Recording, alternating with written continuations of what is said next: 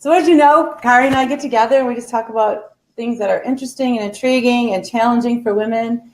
And hopefully we bring some insight to ourselves and maybe you glean something from it too. So Kari, why don't you start with recapping where we are up to date? Yeah, the weeks have been flying by already, and we already have a few things that are piling up. So, what we want to do is we're challenging our listeners and viewers to do certain things and then not just do it and mark it off, do it and compile the next one. So, are you talking to yourself positively more than the 24 hours? Are you incorporating that into your thoughts? And are you complimenting? Are you complimenting 5 times a day? And what was our last challenge? Our last challenge was not doing an useless apology. Yes. And are you thinking twice about how you use the phrase, I'm sorry? Yeah. And we're going to talk a little bit more about that right now because Jen found a great article. Yes. So we talked about last week that generally we thought sometimes apologies are thrown away and they didn't even, or I'm sorry's are given, uselessly, and they're not really qualifying as what an apology is. So my sister-in-law, who's a communication professor, who you guys have met once before, did a show about helping freshmen start the college, right? Tammy French, she sent me this article afterward, and she's saying, well, actually, sometimes I'm sorry is used by women and people you communicate similarly. So she said, generally women to women, as a way of keeping a cordial environment. And so it's not, a literal apology. It's how women have come to communicate to keep, we just know that's how we keep our environment and our communication smooth.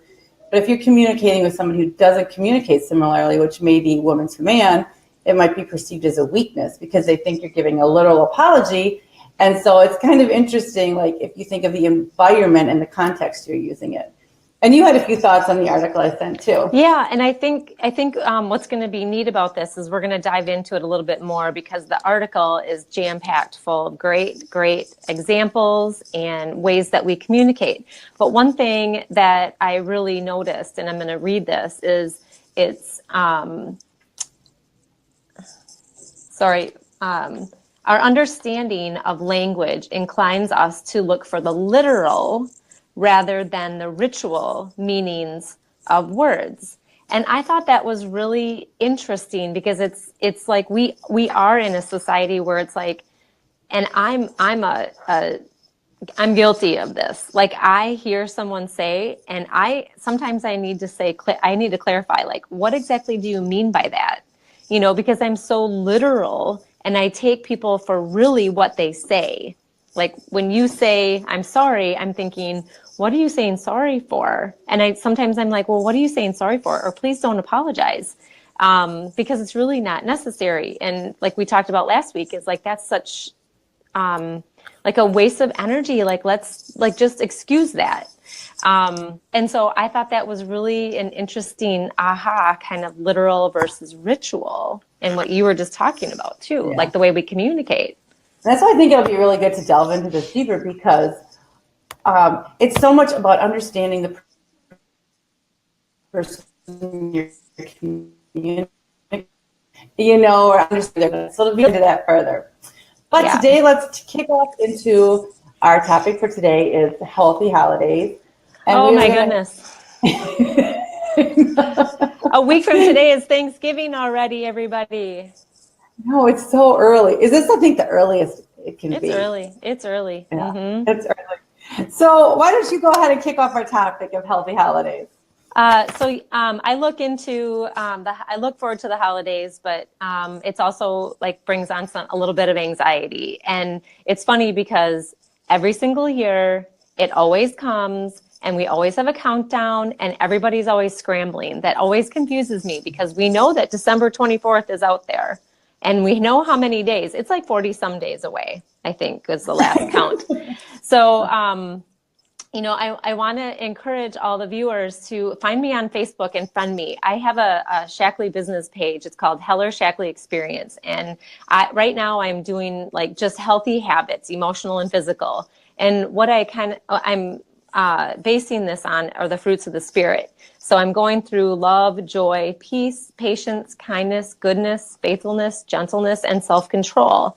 And my thing for that was that I wanted to start to put in people's minds, the people who are on my page, to, like incorporate some of these healthy habits now. So when it comes time for the holidays, the 2 holidays coming up, and then New Year's Day, we're making New Year's resolutions, and we always feel like we can't handle them because it's such a dramatic change in our habits. So let's start doing those habits now, and then it won't be such a drastic, like, I'm going to stop eating this or stop eating that. Like, just try to have some of those incorporate into your life. And the biggest thing is like keeping your healthy state of mind healthy. Like, continue to eat. Like, we're running around, we're ragged, we're sleep deprived. And so one thing that I have here as a little demo is I take this vitamin strip every day, and then I have a lot of different Shaklee products like Defend and Resist. We're sleep deprived, we're run down, sicknesses are running rampant, and so I try to give myself as much defense as possible. And what? Combining emotional healthy habits with the physical. Yes, emotional health is a really big thing. Could you go through the list that you have again of the fruits of the Spirit? Mm-hmm. Yeah, so that, because I think next year would be a really nice thing too for us to delve into each of those as part of our behavior stacking. So I just go through that list again because I loved it. Yeah, so it's love, joy, peace, patience, kindness, goodness, faithfulness, gentleness, and self-control.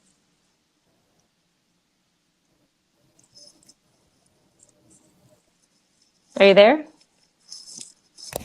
Okay. Yeah. I don't know if I was locked up, but you were. But okay. I love that list. Yeah. And it's funny, a lot of what you tied. So you guys, this is how we do the show is Kari and I do our own research because we feel like it's more of a dialogue and a discussion with each other. And so I did some of my own research on this, and I really came up with some things that tie in really well with things you were thinking. Like one of the tips was keeping healthy habits. So any habits that we do have now, like do you walk every day? Do you, I don't know. Yoga, do you run? Yeah. Do meditation, keep those habits. I think sometimes when we get busy and stressed, we start peeling off the things that are really important, and so make sure we keep those healthy habits too. And then, let's see. So it kind of ties in keeping your routine regular. So if you get up every morning at 6:00 and you do these things, including reading through the internet, keep the same habits because it kind of keeps you stable. Mm-hmm. And then what I like what you said too, why do we do this yourself? It always comes and kind of plan ahead, because that will release the stress of oh my gosh, yeah, it's almost time.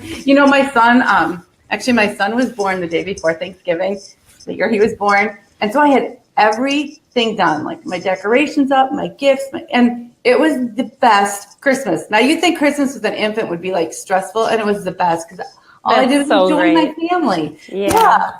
And so I think part of it too is eliminating the extra, the things that we just do because someone else expects us to. Yeah. Or, go to a party because someone expects you. If you don't want to, have the power to say no. If you don't want to put up as many decorations, say no. Yep, exactly. And it kind of ties in. It also ties in with the expectations and letting people down.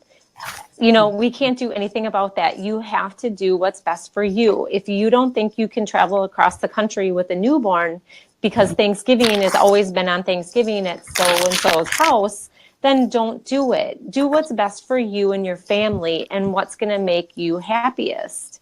And I just want to touch quickly too on this. The holiday season is just not always cheerful for people. And I found this little thing again that I'm going to read. So if we're walking around faking a smile, keep putting one foot in front of the other, eventually you stop peeking around the corner hoping that the answer is there.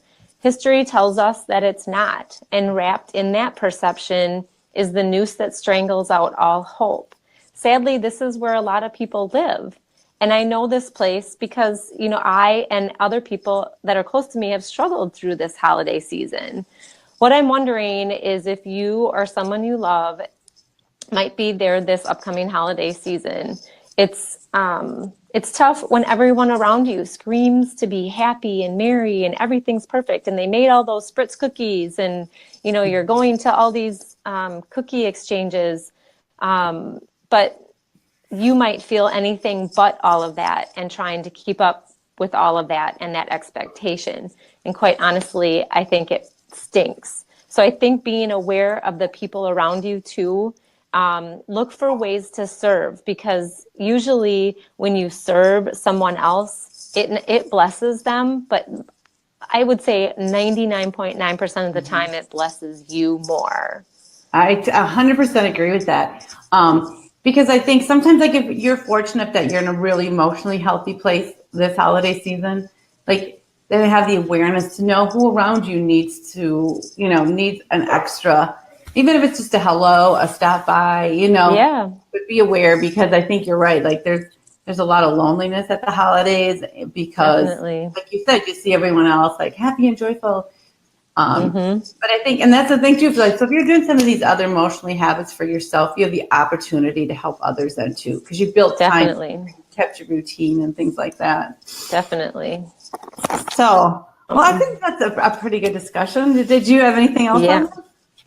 I don't. No, Me? but we're gonna talk a little bit more about this leading up to the holidays, emotional health and physical health, and how. I mean, one thing I just wanted to quick add that I was thinking about when you were saying, keeping your routine. If you're in a book club, keep reading. Like, Yeah. put your feet up and still take that time, because my thing is if you aren't filled up, it's hard to give anything. If your gas tank isn't full, you can't drive your car anywhere. So you need to make sure that you're taking care of you first. The example I like to use too is on the airplane. If you don't give yourself oxygen first before your baby, you're not going to be able to help your baby. Right. No, that is such a good point. I'm glad you brought that up, because I would have hated to miss it. It's taking care of yourself. We Yep. so much of the holidays about like, what do I need to do for them? What do I need to be to here? But like, you need to concentrate on making some time for yourself every day too. I'm Yes. glad you brought that up. I hate to Yeah. miss it. Yeah. So Yeah. we didn't talk about this ahead of time. Do we have a question of the day? Oh, question of the day. Do you have one? No, Kara, you're always so good about it too. I know. Okay, I do have one. So, we as women especially, have this weird obsession with our age. Okay, so think about your next milestone birthday. Yeah. What do you want to achieve before then? Okay, first of all, I love that question because I love the proactiveness of it. I love it because I feel like I have an answer too. I guess so my next milestone, so I'm 53. I'm not afraid to tell people because, Right. So I guess I'll say my next milestone is 55 because that's when I can get all the senior discounts. So weird. I want to be like completely financially independent on my own. And saying that, like, because I'm coming out of this divorce and I stayed at home with my kids. And so I'm, delving into things. Well, and I want to be financially independent doing what I want to do. Like, I don't want to like have to go in and, just do a job to take care of myself. So that's my goal. What about you for your next milestone? Okay, so I'm 47 and my next milestone obviously will be 50. And I've always loved my birthday. My birthday comes and I love it. I've never had a hard time. I generally celebrate the whole month, and and everyone around me knows it. And so what birthday month is it? I need to know. October. Okay. October. And so I want to really, I think I'll be able to do this. It's just taking the time to do it and taking care of myself. Is I want to run a full marathon.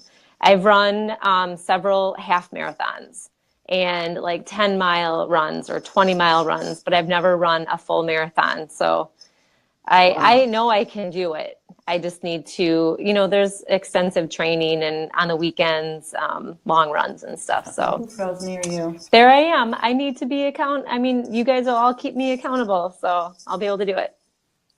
Okay, you froze for a little minute, but I know you can do it. And here's the deal. So that'll be your fearless gray year. Yeah. And so we'll have Fearless Gray. We'll have a Fearless Gray contingency to cheer you on at the end. Awesome. That'd be so great. All in pink, maybe with flamingos on our head. You don't know. Yes. Yes. That'd be I think perfect. those are two really good, important goals. Like I think we both set really good goals or challenges for ourselves. And so I encourage everyone watching the replay, like what significant goal do you want to set? Because I think it's so much a part of aging wisely is to always have something you're striving for, a goal to achieve. Definitely. So. Yes. All right. Well, thank you. I think that's a good wrap for today. We will see you. So next week is Thanksgiving. And Karen will probably do a pre-recorded, maybe gratitude show or something like that, which I just drew on her right now. Yep. Perfect. Yeah, but we'll probably do some maybe 5-minute things we're grateful for. Who knows? Sounds Anyway, great. thanks for tuning in, and we look forward to seeing you again next week. Have a great Have a day. great week. Rock on. Rock on.